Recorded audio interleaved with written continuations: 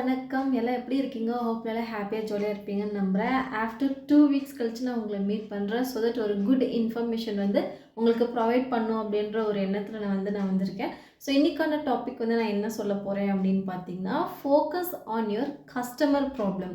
உங்கள் பிரச்சனையும் உங்கள் சுற்றி இருக்கிற பிரச்சனையும் சாட்டிஸ்ஃபை பண்ணுறதை விட, அவங்க ப்ராப்ளம்ஸை சால்வ் பண்ணுறதை விட உங்களை நோக்கி நீங்கள் ஒரு ஒர்க்கில் அப்படின்னு ஒரு பிஸ்னஸ் நீங்கள் பண்ணிகிட்டு இருக்கீங்க.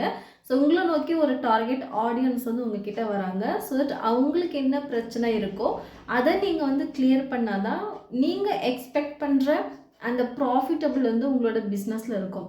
ஸோ அதுதான் உங்களோட பிஸ்னஸ்க்கான க்ரோத்தும் கூட. ஓகேங்களா?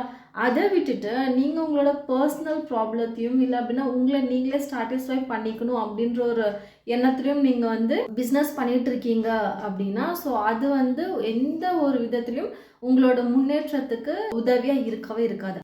அதே சமயத்தில் உங்களை சுற்றி இருக்கிறவங்களோட பிரச்சனையும் அவங்கள சாட்டிஸ்ஃபை பண்ணணும் அப்படின்ற ஒரு விஷயம் நமக்கு தேவையில்லை. ஏன்னா உங்களோட கஸ்டமர்ஸை நீங்கள் சாட்டிஸ்ஃபை பண்ணிட்டாலே ஆட்டோமேட்டிக்காக நீங்களும் சாட்டிஸ்ஃபை ஆகிடுவீங்க.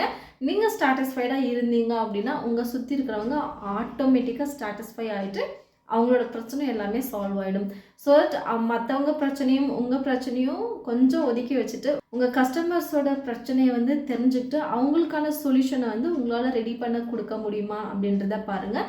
ஸோ தட் உங்களோட ஒர்க்கும் உங்களோட பிஸ்னஸும் அடுத்த லெவலுக்கு போயிட்டே இருக்கும்.